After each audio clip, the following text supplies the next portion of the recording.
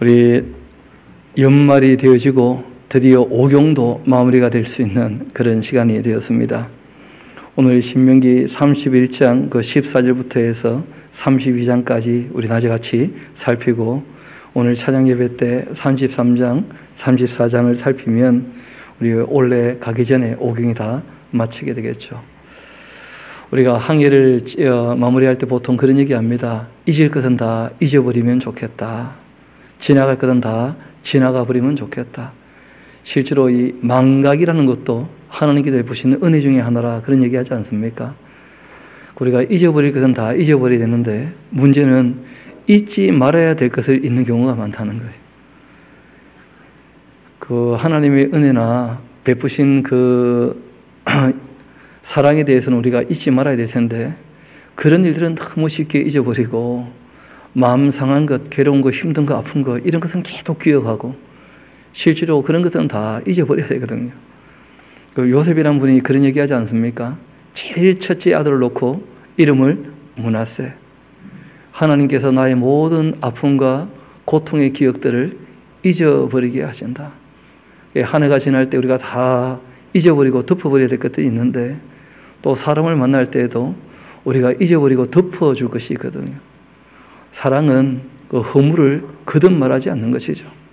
사랑은 허물을 더 이상 얘기하지 않는 것입니다.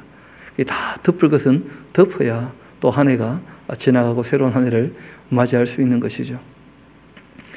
그 어떤 분이 그런 얘기 합니다. 이 교도소에 들어가게 되면 그럼 그 순간 시간이 멈춘다는 거예요. 교도소 밖은 시간이 계속 흘러가는데, 교도소 안에는 자기가 들어올 때 그 시점으로 시간이 멈춰버린다는 거예요. 그 잊어버릴 건 잊어버리고 덮을 건 덮어야 거기서도 자기가 발전할 수 있는데, 두고 보자 하는 마음을 갖고 있기 때문에 세상은 끊임없이 변해가도 자기는 하나도 변하지 않고, 나왔을 때 세월은 지나 나이는 먹었는데, 그런데 들어올 때 딱 그 나이, 거기에 자기가 멈춰있는 그런 자신을 보게 되었다 하고 그렇게 얘기하시는 분의 얘기를 들어본 적이 있습니다. 우리가 이제 2020년 다 지나가고 있는데, 또 이스라엘 백성들도 이제 마무리할 때가 된 것이거든요.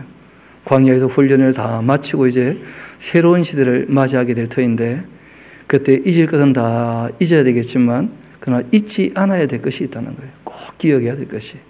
거기에 대해서 이제 이 성경이 말씀을 하시는데, 잊지 말아야 될 것에 대해서는 노래를 불러서 좀 기억나게 하라, 그렇게 부탁을 하시는 거예요. 우리가 노래는 어릴 때 배웠던 것 참 입에서 흥얼거리는 거 있지 않습니까? 저는 요즘에도 가끔 그런 노래가 흥얼거려져요. 무찌르자 오랑캐 몇천만이냐, 옛날 고무줄 하면서 불렀던 그런 노래가 지금도 떠오르거든요. 뭐 금강산 찾아가자 일반이청봉, 아직도 못 가봤는데, 그런 옛날 불렀던 노래들, 또 우리가 그 이민자라든지 아니면 고려인들이라든지 지금 흩어져 있는 그 한국 사람들을 만나게 되면 다른 건 다 잊어버려도 그 놀랍게도 아리랑이라는 노래는 전혀 잊지 않고 계속 부르고 있는 그런 모습도 우리가 보지 않습니까? 하나님께서 이스라엘 백성들이 가나안 땅에 들어가서 잘 먹고 잘 살게 되었을 때 하나님을 잊어버릴 거라는 거예요. 참 하나님 마음 아프시죠? 우리는 뭘 몰라서 견딜 수 있는데 하나님은 다 알고 계시면서도 참으시니까 참 하나님은 또 하나님이시죠. 하나님께서 그들이 하나님을 떠나버릴 걸 다 알고 계셔요. 떠나고 난 다음에 그들이 이제 바빌론에 잡혀가게 될 터인데 그것까지 다 내다보시고 얘기하거든요. 거기에서 이제 이 가르쳤던 노래를 끊임없이 부르게 해서 그 노래가 입에 흥얼거리다가 우리가 왜 이런 일을 당하게 되었는가 깨닫고 하나님을 찾고 다시 하나님께 좀 돌아오게 하면 좋겠다. 그래서 모세에게 부탁을 합니다. 어떻게 보면 하나님의 마지막 부탁이라 그렇게 할 수가 있겠죠. 우리 한번 31장 14절부터 차근차근 같이 한번 읽어봅시다.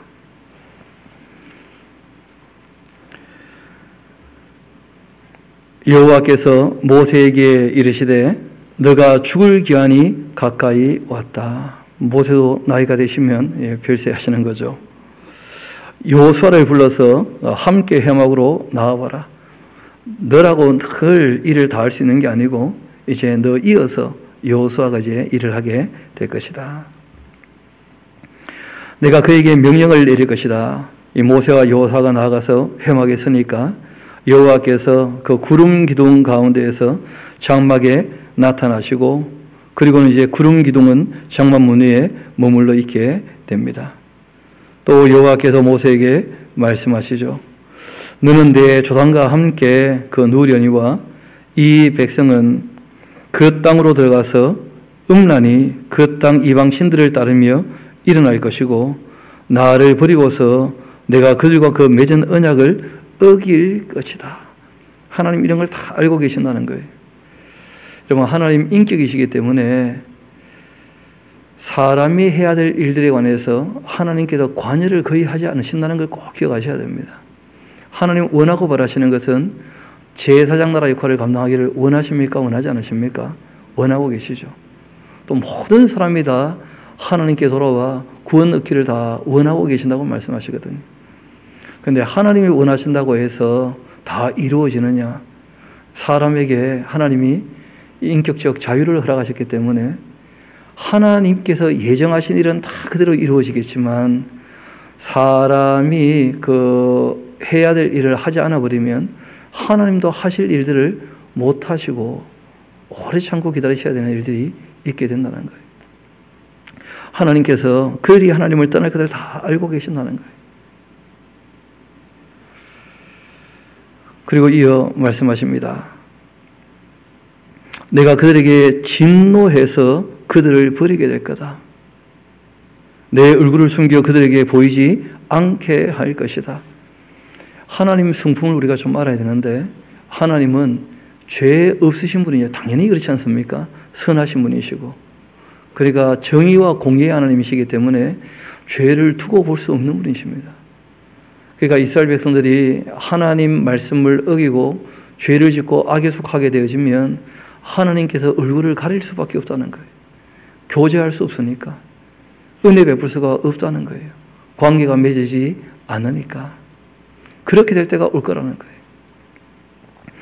내가 그들에게 진노하게 될 것이고 그들을 버리게 될 것이고, 내 얼굴을 숨겨 그들에게 보이지 않게 할 것인즉, 그들이 삼킴을 당하여 허다한 재앙과 환난이 그들에게 임하게 될 그때 그들은 이렇게 말할 거다. 이 재앙이 우리에게 내림은 우리 하나님이 우리 가운데 계시지 않은 까닭이 아니냐. 이건 순서가 안 맞죠. 하나님이 안 계셔서 재앙이 임한 것이 아니고, 그들이 하나님을 떠났기 때문에 하나님이 그들을 돌보지 않으셔서 재앙이 임하게 된 거예요. 그런데 사람들은 오해를 하죠. 늘 자기가 주인이 되어 있기 때문에 왜 하나님 나를 안 도와주시는가, 그런 식으로 오해를 하고 착각을 한다는 거예요. 하나님께서 도울 수 없는 이유가 있습니다. 죄 가운데 있으면 악을 행하는 사람들 하나님이 어떻게 도와줄 수가 있단 말입니까? 오래 참고 기다릴 수는 있는데, 그러나 돕는 것은 딴 문제거든요. 은혜를 베푼다는 것은 전혀 딴 문제가 됩니다. 그럼에도 사람들은 여전히 하나님에 대하여 오해를 하게 될 거라는 거예요. 또 그들이 돌이켜 다른 신들을 따르는 모든 악행으로 말미암아 내가 그때 반드시 내 얼굴을 숨겨버릴 것이다. 그래서 성경이 우리에게 말씀하시는 것이, 공고한 날이 올 때에는 자기를 먼저 좀 돌아보라는 거예요. 나에게 무슨 문제가 있지는 않는지, 왜 이런 일이 나에게 닥치게 되었는지. 형통한 날에는 기뻐할 수 있지만 공고한 날이 오면 반드시 자기를 돌아봐야 됩니다. 또 하나님께서 이 두 가지를 병행케 하시고 신우사를 알지 못하게 하시는 이유가 있다는 것이죠. 하나님을 더욱더 경외하게 하려고 그렇게 하신다는 거예요. 이어봅시다. 그러므로 이제 너희는 이 노래를 써서 이스라엘 자손들에게 가르쳐라. 그러니까 모세가 가르치고 또 여호수아가 부지런히 가르쳐야 되겠죠. 그렇죠? 너희는 이 노래를 써서 이스라엘 자손들에게 가르쳐 그들의 입으로 부르게 해서 이 노래로 나를 위해서 이스라엘 자손들에게 증거가 되게 하라. 하나님 오해하지 않도록 노래를 부를 때 하나님을 바르게 알고 자기를 돌아보고 그리고 하나님께 정말 죄를 자복하고 돌아올 수 있도록 그렇게 꼭 이 노래를 가르쳐야 한다 하고 부탁을 하신 거예요. 내가 그들의 그 조상들에게 맹세한 바 젖과 꿀이 흐르는 땅으로 그들을 인도하여 드리고 난 다음에 그들이 먹어 배부르게 되고 살찌게 되면 돌이켜 다른 신들을 섬기면서 나를 멸시하고 내 언약을 어기게 될 것이다. 사람이 풍요롭게 되면 윤리적으로 도덕적으로 살아가는가, 양심을 쫓아서 그러지 않더라는 거예요. 잘 먹고 잘 살게 되면 이상하게 오히려 욕심을 더 부리게 되어지고 남들 위해 군림하려고 하고 교만하게 되어지고 이상하게도 점점 그렇게 사람들이 변질되는 것을 보게 된다는 거예요. 힘들고 어려울 때에는 그래도 사람이 사람다워야지 하는 얘기를 종종 하게 되는데 점점 풍요롭게 되어지면 사람다운 게 무슨 의미가 있나, 한 번 사는 인생 즐기고 말아야지 하면서 결국은 사치와 향락으로 흘러가 버리는 그런 일들을 보게 된다는 것이죠. 이어봅시다. 그들이 수많은 재앙과 환난을 당하게 될 때에 그들의 그 자손이 부르기를 잊지 아니했던 이 노래가 그들 앞에서 증인처럼 될 것이다. 왜 망했는지를 깨닫게 된다는 거예요. 나는 내가 맹세한 땅으로 그들을 인도하여 드리기 전 오늘 나는 그들이 생하는 바를 다 알고 있다. 그렇게 말씀하시면서, 그래서 이 모세가 그날 이 노래를 써서 이스라엘 자손에게 다 가르쳤는데 그 가르친 노래의 내용은 32장에 쭉 나오죠. 그 분량이 의외로 좀 만만치는 않습니다. 23절 이어봅시다. 여호와께서 또 눈의 아들 여호수아에게 명령하십니다. 이르시되 너는 이스라엘 자손들을 인도하여 내가 그들에게 맹세한 땅으로 들어가게 할 텐데 너는 강하고 담대하라. 내가 너와 함께 할 것이다. 이번 하나님께서 모세만 위대하다 그렇게 하신 게 아니고요. 모세의 일은 모세가 감당을 했는데 그 사명 다 감당했다면 그 다음 이어서 누가 일하라는 거예요? 여호수아가. 하나님은 모세가 꼭 필요하다 이게 아닙니다. 여호수아가 또 이어서 일하면 되는 것이니까. 우리가 살아갈 때 나 아니면 안 된다 그런 생각까지 때가 종종 있거든요. 그런 마음 갖지 않도록 모든 사람은 하나님 앞에서 똑같은 존재이다. 사람의 가치가 똑같다. 꼭 기억하셔야 됩니다. 성경을 함께 읽고 정리하고 또 전달하는 일들 특별한 누군가만 할 수 있는 것이 아니고 누구나 할 수 있는 일이라는 거예요. 누구나. 참 부끄러운 얘기입니다만은 저는 대학에서 고등학교에서 대학 올라갈 때도 한 해 굽어 먹었어요. 생각도 못 해보셨죠? 제가 불량 학생까지는 아니었는데 또 제가 이 대학에서 대학원 들어갈 때 신대원 들어갈 때 그 5년을 굽어 먹었거든요. 그게 참 나를 많이 굽어 먹었죠. 그렇죠? 그렇게 굽어 먹고도 이제 성경을 전하고 가르치는 거 보니까 아마 하나님께서 그러시는 것 같아요. 김성공 목사가 할 수 있다면 누구나 할 수 있는 거 아니겠는가? 그렇게 말씀하시는 것 같아요. 하나님 말씀을 함께 읽고 이 말씀을 따라 사는 것은 특별한 능력이 필요한 게 아니라는 거예요. 어떻게 보면 사람이라면 누구든지 할 수 있는 일이에요. 하나님을 사랑하는 마음을 가지고 진리에 대하여 관심을 갖게 된다면 누구나 다 할 수 있는 일이라는 거죠. 노 목사님께서 그런 얘기 가끔 하시더라고요. 이 일, 그러니까 성경을 4박 5일 동안 다 가르치는 것, 또 성경을 차근차근 읽으면서 설명해 주는 대화 설교, 이런 것은 노우호 목사만 혼자 할 수 있는 브랜드가 아니다. 이거는 하나님의 사람이라면 누구나 다 말씀을 읽고 듣고 배워서 지켜 행할 수 있게 이 말씀을 권하고 가르치고 읽어주는 일, 목회자라면 청렴해야 될 것이고, 또 66권 성경은 누구나 다 알 수 있게 하나님께서 말씀하신 것이니까 다 알아야 되는 거 아닌가. 누구만 특별히 무슨 하늘로부터 빛을 받아야 그렇게 알게 되는 게 아니라는 거예요. 이 말씀이 심히 가까워 너의 입에 있고 너의 마음에 다 있으니까 너희가 행할 수 있지 않는가. 그렇게 말씀하셨다는 거예요. 하나님 말씀에 대해서 우리가 대할 때도 마찬가지고 우리가 일을 할 때도 마찬가지인데 내 아니면 안 된다. 또 저 사람 아니면 안 된다. 그런 게 없다는 거예요. 누군지 하나님 앞에서 내가 할 일을 하는 것, 그것이 중요한 것이죠.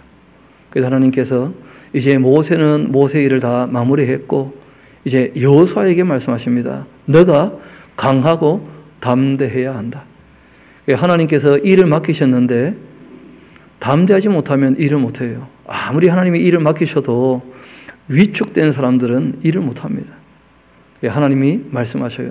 내가 너와 함께 하니까 강하고 어떻게 하라고요? 담대하라. 하나님이 할 수 있다 하시면 그 일은 우리가 다 할 수 있는 것입니다. 하나님이 하라고 하신 것은 우리가 해야 또 되는 것이죠. 여호수아에게 말씀하십니다. 그 가나안 땅에 들어갔을 때에는 모세가 아닌 너가 일을 해야 될 테니까 강하고 담대하라. 내가 너와 함께 할 것이다. 그리고 이제 모세는 이 율법의 말씀을 다 책에 써서 마치게 되었습니다. 그리고 모세가 여호와의 언약궤를 메는 레위 사람에게 명령하여 이르되 이 율법책을 가져다가 너의 하나님 여호와의 언약궤 곁에 두고 너희에게 증거가 되게 해라. 내가 너희의 그 반역함과 목이 곧은 것을 알고 있는데 광야에서 끊임없이 하나님을 반역했지 않습니까? 오늘 내가 살아서 너희와 함께 있어도 너희가 여호와를 거역하였거든 하물며 내가 죽은 후에 일이겠느냐 하면서 모세가 생각할 때 모세가 하나님의 그 중보자 입장에서 이스라엘 백성에게 끊임없이 그 역할을 감당했을 때에도 그렇게 하나님을 배신했는데 내가 죽고 난 다음에 어떻게 되겠는가? 그 참 염려가 된다는 거예요. 너희 모든 지파 그 장로와 관리들 내 앞에 다 모으고 내가 이 말을 너희의 귀에 들려주어서 그들에게 하늘과 땅을 증거로 삼을 것이다. 내가 알거니와 내가 죽은 후에 너희가 스스로 부패하게 될 것이다. 이런 거 스스로 하는 말에도 좀 동그라미 쳐놔야 되겠죠. 여러분 알고 보면 악령의 미혹이 있을 수도 있습니다만은 실제로 사람이 욕심 때문에 미혹을 당하는 거예요. 사람이 시험 당하는 이유는 욕심이 일어나기 때문에 시험 당하는 것이거든. 마귀가 흔들어도 흔들리지 않는 사람들 얼마든지 있습니다. 심지가 견고한 사람은 평강의 평강으로 하나님께서 붙잡아 주시는 것이니까. 하나님께 붙어 있는 사람은 마귀가 더 이상 흔들 수 없는 것이거든. 왜 흔들리는가? 이유는 그런 데 있는 것이죠. 하나님에 대한 신뢰가 약하든지 아니면 욕심이 일어난다든지 아니면 스스로 교만하게 되었다든지 그러면 흔들리게 되는 거예요. 또 내 안에 사랑이 아닌 미움이 자라고 있다면 시기와 질투가 있다면 그러면 흔들리는 거죠. 또는 게으르다면 그러면 사람이 여지없이 흔들리게 되는 거예요. 그래서 우리가 마귀의 이 미혹도 미혹이지만 실제로는 사람 스스로가 문제가 있다는 것도 기억하셔야 돼요. 성경에 보면 그런 말씀하시죠. 사람이 어려서부터 생각하는 바가 어떻다는 거예요? 악하더라. 선하신 하나님 반대편에서 생각을 하더라는 거예요. 어릴 때부터도 자기가 주인인 줄 아는 거예요.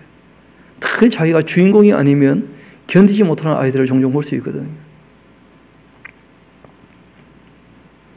이어봅시다. 내가 알거니와 내가 죽은 후에 너희가 스스로 부패하게 되어서 내가 너희에게 명령한 길을 떠나 여호와의 목전에 악을 행하여 너희의 손으로 하는 일로 그를 격노하게 함으로써 너희가 후일의 재앙을 당하리라.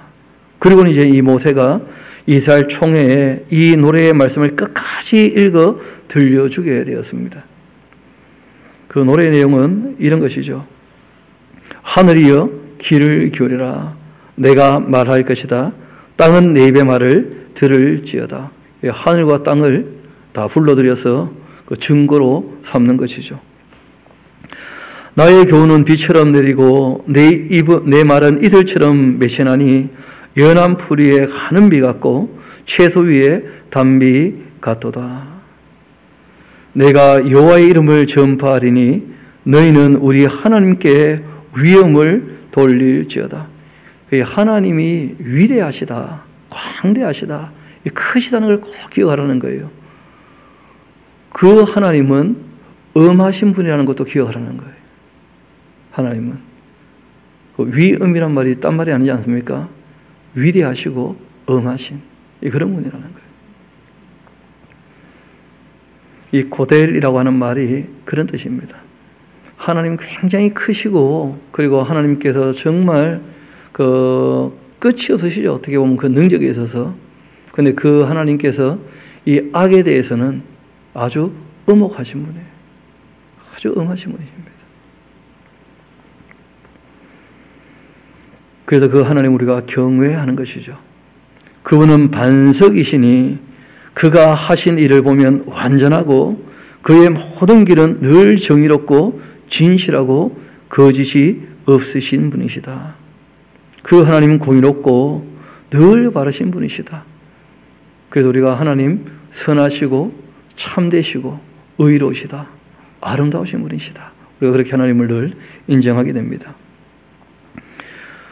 문제는 그들이 여호와를 향하여 악을 행하니 하나님의 자녀도 아니고 흠이 있고 삐뚤어진 세대로다. 이 악한 사람은 하나님의 자녀가 아닙니다. 왜냐하면 악에 속해 있으니까. 선하신 하나님 반대편에 섰으면 하나님의 자녀일 수가 없는 것이죠. 그래서 우리가 믿음을 얘기할 때 행함이 있는 믿음을 얘기하는 거예요. 악을 행하면서 나는 하나님의 자녀다. 믿음이 있으니까 그 말이 되겠습니까? 그건 믿는 게 아니거든요.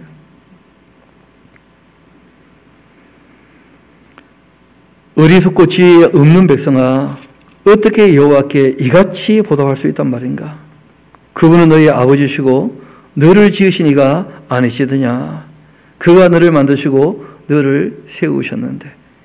하나님과 우리 관계에 있어서 가장 기본이 창조주와 피조물이라는 거예요. 피조물. 그래서 우리가 겸손해야 됩니다. 하나님 앞에서. 지음을 받은 존재인데. 옛날을 기억해라. 역대의 연대를 생각해 보아라. 너희 아버지에게도 물어봐라. 그가 너에게 설명할 것이고 너희 어른들에게 물어봐라. 그들이 너에게 말하실 것이다. 그래서 우리가 늘 이 처음 성경을 공부할 때 그 원역사라 그러죠. 그렇죠? 창세기 1장부터 11장까지를 역사적 사실로 우리가 꼭 믿어질 수 있도록 그렇게 돕는 일들을 하게 됩니다. 이 연대의 그 역대, 그러니까 제일 처음 어떻게 일이 시작되었는지부터 생각을 해봐야 된다는 거예요. 여러분, 이 진리라고 하는 것은 역사성이 꼭 있어야 됩니다. 없던 게 생겨나면 그건 진리일 수가 없는 것이죠. 여태까지 뭐 하다가 요즘부터 진리라고 하겠습니까? 그래서 신생 종교라든지 신흥 종교는 그건 다 가짜예요. 역사성이 없기 때문에. 그리고 우리 양심에 비추어 늘 보편적일 수밖에 없죠. 진리는.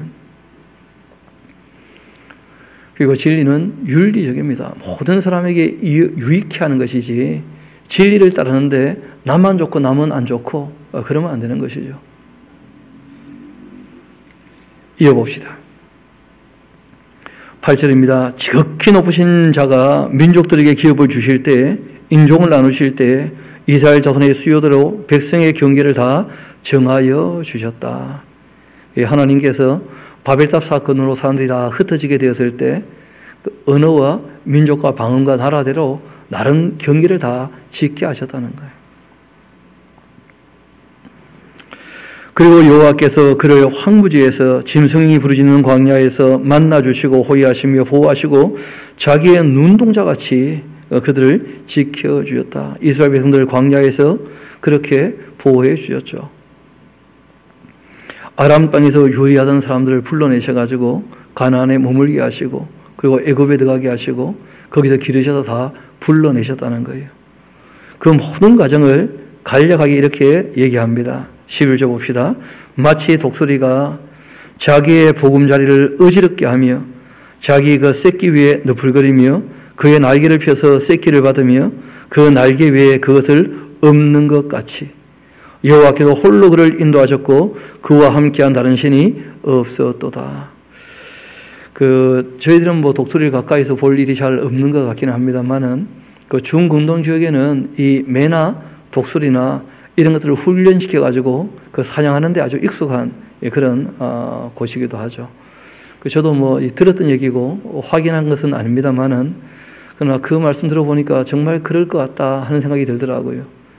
딴 게 아니고 독수리가 이제 새끼를 기를 때 어느 정도 시간이 딱 지나면 일부러 그 둥지를 흐트러뜨린다는 거예요. 그 새끼가 거기서 안식하지 못하게. 그리고는 이제 벼랑 꼭대기에서 새끼를 걷어찬다는 거예요. 그럼 새끼가 진짜 살아남으려고 파닥파닥파닥 하면서 이제 날개에 그 힘을 기르기 시작한다 그러죠. 그럴 때마다 이제 어미독수리가 다시 나타나서 새끼를 낚아채고 올라가고 또 떨어뜨리고 몇 번 그렇게 이제 한다는 거예요.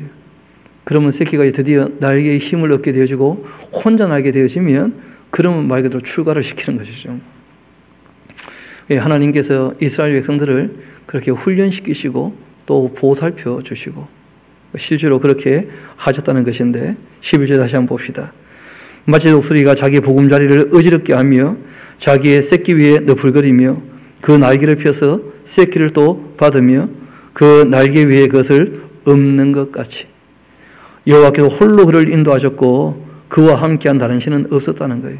하나님 이외에는 신이 없는 것이요. 여호와 이외에는. 여호와께서 그가 땅의 높은 곳을 타고 다니게 하시고 밭의 소산을 먹게 하시고 반석에서 꿀을 굳은 반석에서 이 기름을 빨게 하시며 소의 엉긴 젖과 양의 그 젖과 어린 양의 그 기름과 바산에서 난 이 순양과 염소와 지극히 아름다운 밀을 먹이시며 또 포도즙의 붉은 술을 마시게 하셨도다. 그렇게 하나님께서 풍요롭게 하시는데 가나안 땅에 들어가게 하셔서 그런데 여수룬이여. 여수룬이란 말은 그 이스라엘의 그 별칭 같은 것인데요. 그 원래 여수룬 뜻이 뭐냐면 올바른 자, 정직한 자 그런 뜻입니다. 하나님께서 이스라엘이 정말 올바르게 해서 제사장 역할을 감당하기를 원하셨다는 것인데 근데 그 이름값을 못한 것이죠. 이스라엘의 그 별칭입니다. 그 이스라엘이 어떻게 보면 아주 가장 이상적인 이름이죠. 그렇죠? 하나님이 원하시는 그 이스라엘 백성은 여수룬이에요. 모든 일에 올바른 사람. 여수룬이요. 그 여수룬이 기름짐에 하나님의 그 은혜를 발로 차버렸어요. 너가 살찌고 비대하고 윤택하며 자기를 지으신 하나님을 버려버리고 자기를 구원하신 반석을 없인 여기는 지경까지 이르게 되었다는 거예요. 그들이 다른 신으로 하나님의 그 질투를 일으키고 가증한 것을 가지고 하나님의 진노를 격발하였다는 거예요. 여러분이 경노하게 되어지는데 그 노가 어느 정도 차게 되면 이런 것 이렇게 권총 같은 걸 딱 당기면 방아쇠가 뒤로 딱 넘어가지 않습니까? 오래 참지만 땅 하고 어느 순간 격발된다는 거예요. 하나님이 오래 참으시지만 격발되는 수가 있어요. 그 노여움이, 그 분노가. 이스라엘 백성들이 하나님의 노를 격발시켰다는 거예요. 하나님 그렇게 오래 참고 기다리셨는데 그것을 격발시킨 것이죠.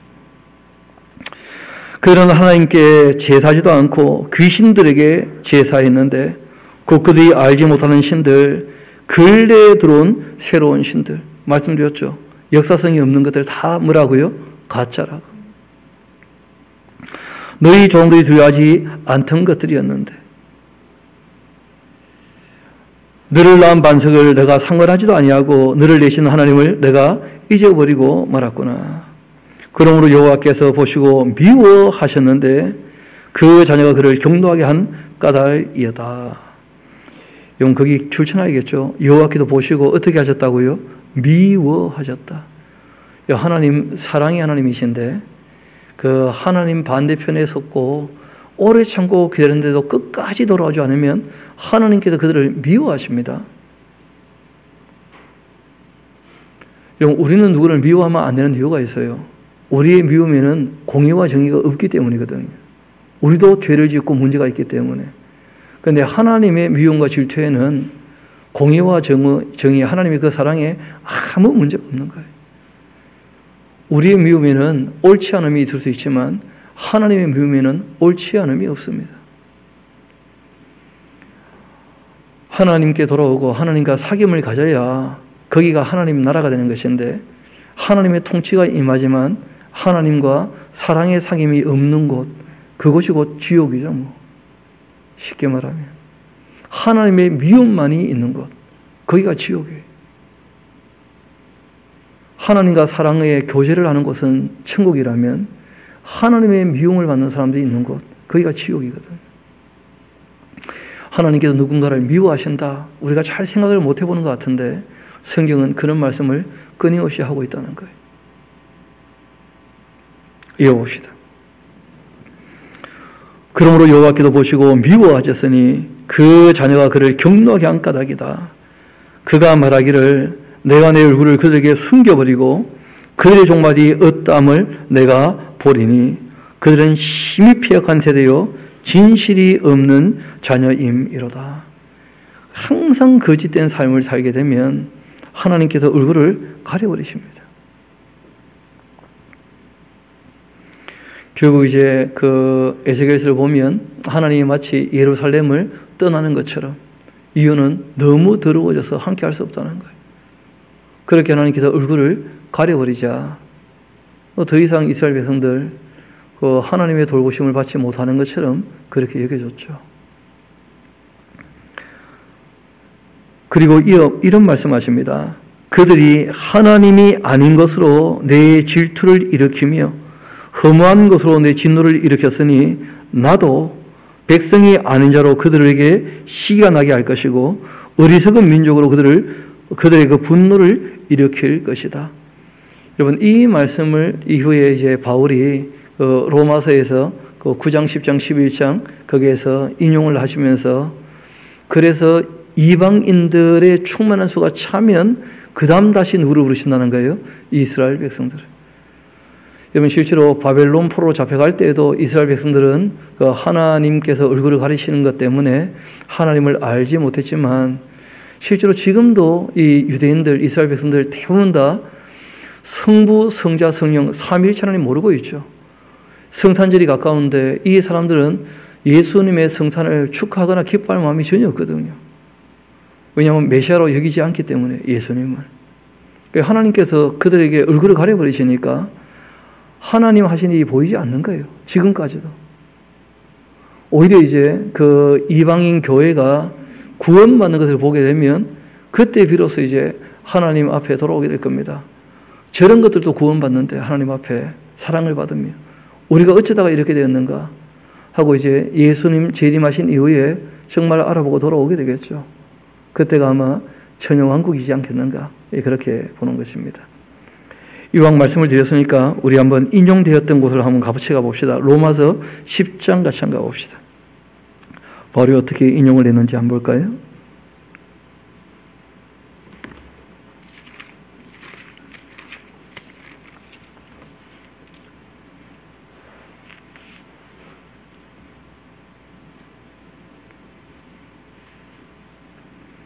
하나님 말씀을 들어서 믿음이 생기는 것인데, 이스라엘 백성들은 그 말씀을 들었음에도 불구하고 믿지 않았다는 거예요. 그래서 19절 봅시다. 그러나 내가 말하노니 이스라엘이 알지 못하였느냐. 먼저 모세가 이런 말을 한 적이 있다. 내가 백성이 아닌 자로서 너희를 시기하게 하며 미련한 백성으로서 너희를 노엽게 하리라. 그렇게 말씀하신 것이다. 또 이사야도 말씀하셨다는 거예요. 내가 나를 찾지 아니한 자들에게 찾은 바 될 거고 내게 묻지 아니한 자들에게 내가 나타났노라. 그렇게 할 것이라고 말씀하셨다는 거예요. 그리고 우리 이왕 로마서 왔으니까 11장 우리 25절 같이 한번 봅시다.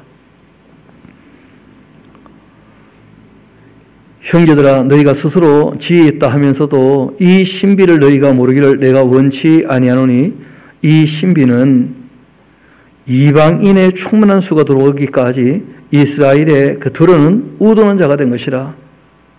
그리고 이방인의 충만한 수가 다 들어오고 난 다음에야 온 이스라엘이 구원을 받게 될 것이다.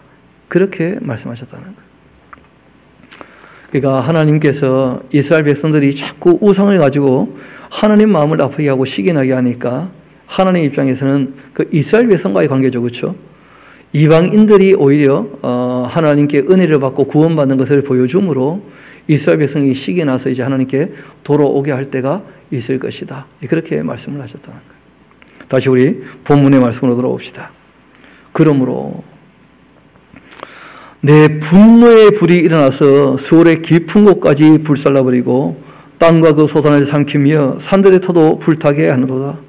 내가 재앙을 그들 위해 쌓으며 내 화살이 닿을 때까지 그들을 쏠 것이다.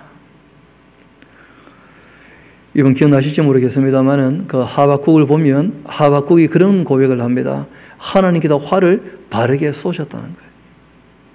자신이 역사를 공부하지 못하고 그 바벨론에 의해서 이 남왕국이 유다가 무너질 때 억울하다, 정의의 하나님이 어디 계시는가 그렇게 얘기했다가 역사를 다시 한번 살피고 연대를 깨닫게 되었을 때 이분이 하나님께서 바벨론이라는 화를 가지고 우리를 쏘신 것은 너무 옳은 일이었다.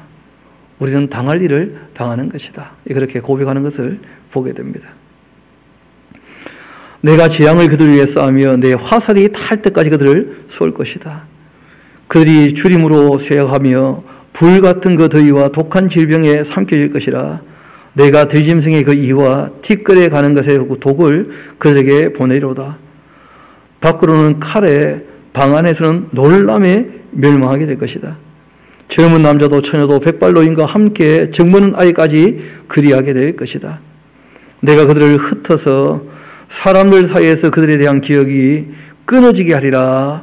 그렇게 했으나 하나님께서 진짜 그 악한 이 이스라엘 백성들에게 마음 같아서는 진멸해 버리면 좋겠는데 문제는 하나님 그 전에 하신 일들이 있고 말씀하신 약속이 있다는 거예요.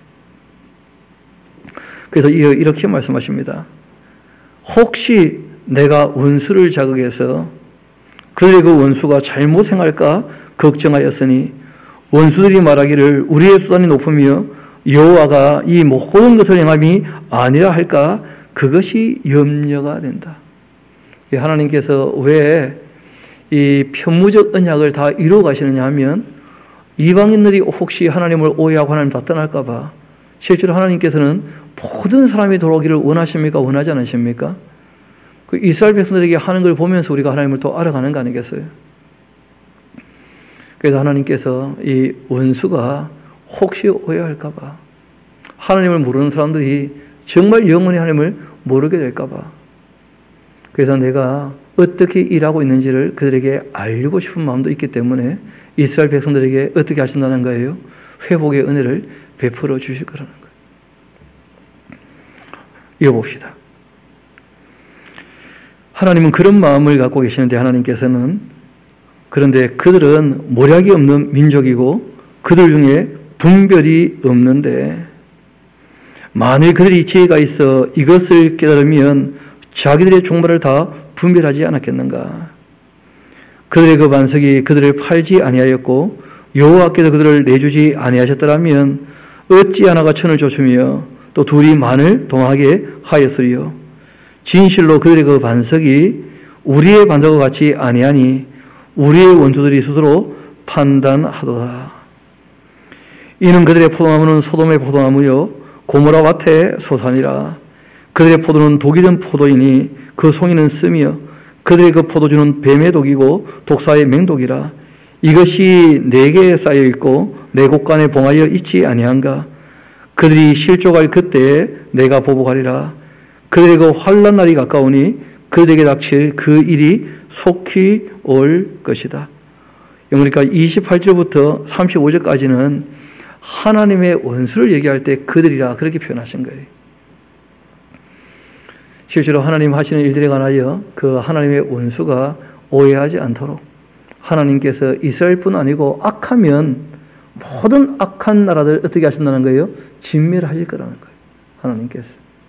악이기 때문에. 하나님이 이스라엘의 신만이 아니라 우주 만물을 창조하신 창조주시거든요.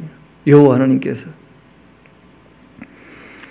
그래서 하나님의 원수가 되어 있는 이 악한 것들은 반드시 멸망하게 됩니다. 36절 이어봅시다. 참으로 여호와께서 자기 백성을 판단하실 것이고 그 종들을 불쌍히 여기시리니 곧 그들의 그 무력함과 갇힌 자나 노인자가 없음을 보시는 때로다. 또한 그가 말씀하시기를 그들의 그 신들이 어디 있으며 그들이 피하던 반석이 어디 있느냐.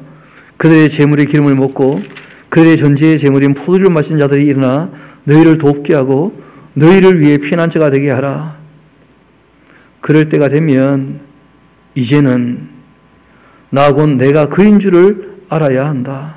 나 외에는 신이 없도다.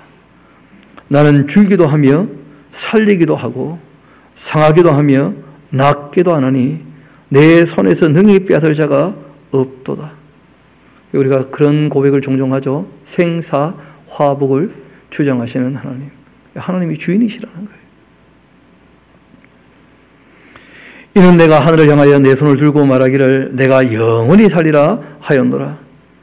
내가 내 번쩍이는 칼을 갈면서 내 손이 정의를 붙들고 내 대적들에게 복수할 것이고 나를 미워하는 자들에게 보복하고 응징할 것이다.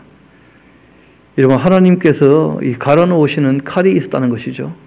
나중에 이제 우리가 에스겔서를 보게 되면 그 하나님이 가신 칼이 바로 마강된 칼 바벨론이었다는 거예요. 근데 우리가 그 잘 모르는 것이 있는데 하나님께서 실제로는 매일 칼을 가십니다. 매일. 우리 한번 시편 7편 같이 한번 봅시다.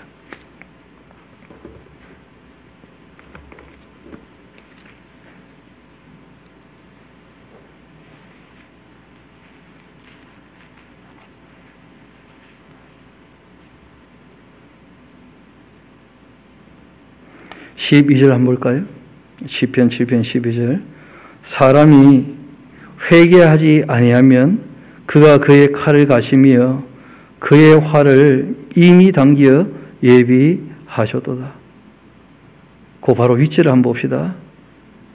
하나님은 의로우신 재판장이시며 매일 분노하시는 하나님이시라는 거예요. 하나님께서 이 세상을 재판장으로 서실 때에는 이 세상에 억울한 일이 너무 많다는 거예요. 매일 분노하시는 분. 칼을 가시는 분.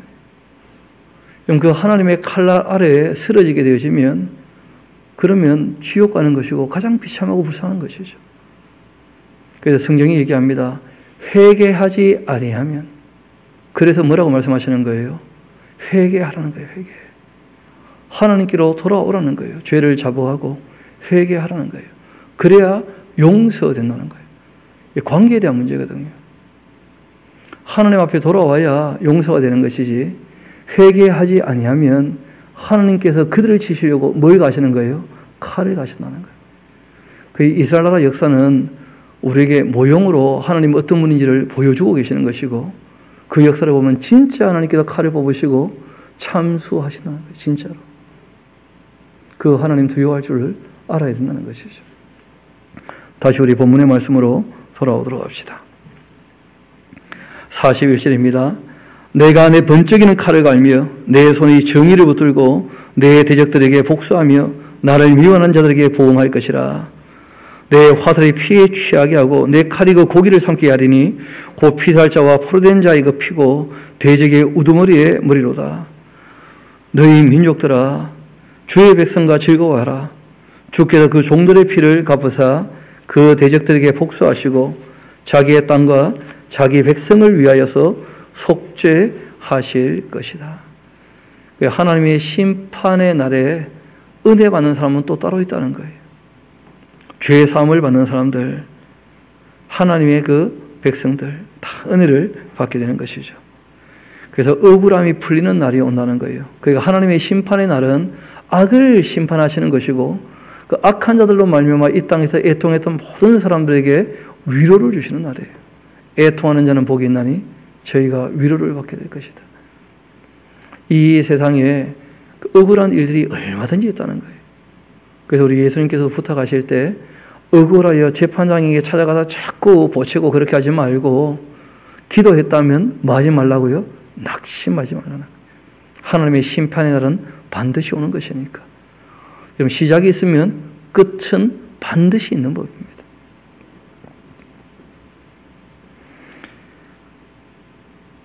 이렇게 이제 이 노래를 불러주라고 얘기를 한 거예요.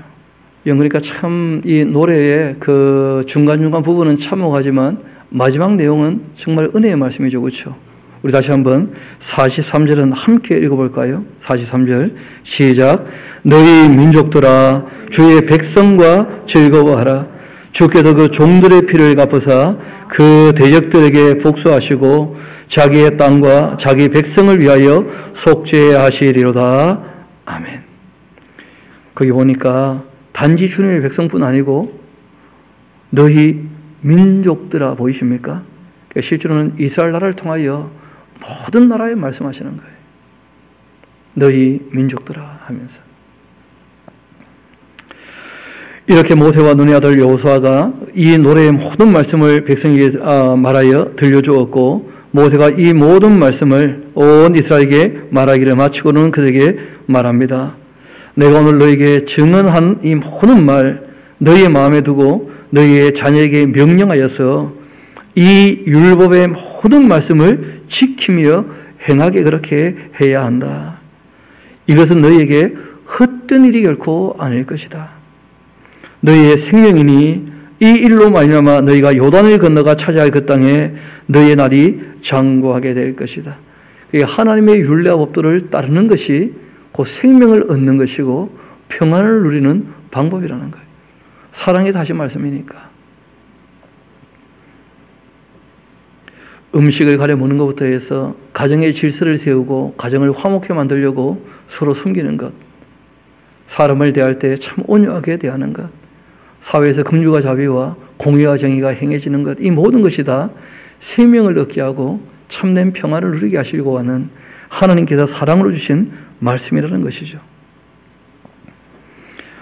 바로 그날에 여호와께서 모세에게 말씀하여 이르시되 너는 여리고 맞은편 모압 땅에 있는 아바림 산에 올라가서 느보산에 이르러 내가 이스라엘 자손에게 기업으로 주는 가나안 땅을 바라봐라. 너희 형 아론이 호르산에서 죽어서 그의 조상에게로 돌아간 것 같이 너도 올라가는 이 산에서 죽어 너희의 조상에게로 돌아가게 될 것이다. 이는 너희가 신광야 가데스 무리와 물가에서 이스라엘 자손 중 나에게 범죄하여 내 거룩함을 이스라엘 자손 중에서 나타내지 아니한 까닭이라. 너가 비록 내가 이스라엘 자손에게 주는 땅을 맞은편에서 바라보기는 하려니와 그리로 들어가지는 못할 것이다. 그렇게 말씀하셨어요. 저는 참 이 본문 볼 때마다 모세라는 인물이 실제로 가나안 땅 들어가려고 120년 애썼다고 저는 보거든요. 왜냐하면 40쯤 되었을 때는 자기 백성을 돌아보려고 하다가 결국 일이 꼬여가지고 도망갔지 않습니까? 그렇게 40년 실력을 쌓고 40년 동안 완전히 그냥 교만이 빠지고 겸손하게 되어서 다시 80의 부르심을 받아가지고 40년 동안 정말 이 어려운 광야길을 걸으면서 이 모세도 모세 나름대로 바라는 게 있지 않습니까? 그 약속의 땅 가나안에 한번 들어가 보는 것. 그런데 하나님께서 모세가 한 번 큰 실수한 적이 있었다는 거예요. 하나님께서 그 반석에 명하라고 했는데 2번씩이나 치면서 하나님이 내시는 물을 마치 자기가 내는 것처럼 내가 언제까지 너희에게 이 물을 내랴 하면서 역정을 낸 적이 있었어요. 그런데 하나님께서 그 한 번을 딱 보시고 모세에게 말씀하신 거예요. 모세 너는 가나안 땅 들어가면 안 된다 하셨다는 거예요. 처음에는 하나님 좀 너무하신 거 아닌가 싶더라고요. 근데 제가 모세의 자세를 보면서 마음을 바꾸게 되었어요. 모세는 가데스 바네에서 확실히 배운 게 있습니다. 올라가라고 할 때는 올라가야 돼요. 근데 올라가지 말라고 하는데 올라가면 문제가 생기는 것이죠. 올라가지 말라고 할 때는 안 올라가는 것이 잘하는 거예요. 지금 하나님 하시는 말씀에 순종하는 것, 그게 신앙의 본질이었다는 것을 이분이 깨닫게 되신 거죠. 그래서 120년 동안 추구해 와도 하나님이 너는 여기까지다 그만하면 그만할 줄 아는 게 그게 진짜 신앙이에요. 왜냐하면 가나안 땅 들어가 봤자 여호수아서 이제 공부하면 아실 텐데 끊임없이 전쟁이에요. 알고 보면 가나안 땅보다는 나그네 훨씬 나은 것이죠. 우리가 이 땅에서 우리가 바라고 원하는 것이 있다 할지라도 우리가 하나님께서 맡기신 사명을 다 감당하면 주님 부르실 때 기쁨으로 하나님께 나아갈 수 있게 되기를 소망합니다.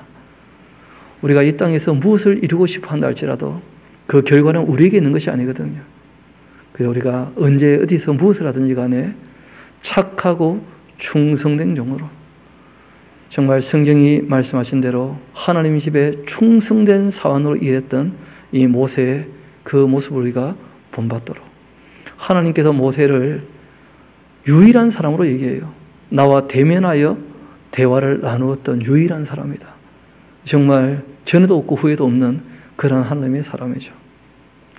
이렇게 이제 이 모세에게 하나님께서 말씀하시고, 그리고 이제 모세가 이스라엘 백성들에게 자신이 복을 빌어주는 그 축복 기도문이 있습니다. 그리고 난 다음에 이제 모세의 마지막 이야기가 이어서 나오게 되는데, 우리가 뒷 얘기는 오늘 찬양 예배 때 또 함께 말씀을 살피도록 그렇게 하시겠습니다. 기도하시겠습니다. 아버지 하나님, 이스라엘 백성들에게 하나님을 잊지 않고 하나님께로 돌아올 수 있도록 노래까지 지어 가르치며 그들의 입술에 이 말씀을 담아두셔서 이스라엘 백성들이 결국 그 나라가 무너져 바벨론에 잡혀 가게 되었을 때 다시 이 잊지 않고 불렀던 노래로 말미암아 하나님의 말씀을 찾으며 주님의 뜻을 알며 주님께 돌아오게 되었던 역사를 저희들이 알고 있습니다. 아버지 하나님, 저희들도 불러주셔서 주님의 뜻을 알게 하시고 주의 말씀을 따르게 하셨사온데, 바라옵기는 저희들뿐 아니라 정말 모든 교회가, 모든 목회자들을 통하여 모든 성도에게 정말 우리에게 주신 이 66권의 하나님 말씀을 더하지도 말고 빼지도 말고 왜곡시키지도 말고 바르고 빠르게 다 전달되는 일들이 있게 되기를 소원합니다. 아버지 하나님, 정말 주님의 몸된 교회를 긍휼히 여겨주시고 주의 말씀이 모든 교회에 편만히 전해질 수 있도록 은혜 베풀어 주옵소서. 모든 것을 주님께 의탁합니다. 감사드리며 우리 구주가 되시는 예수님 이름으로 기도합니다. 아멘.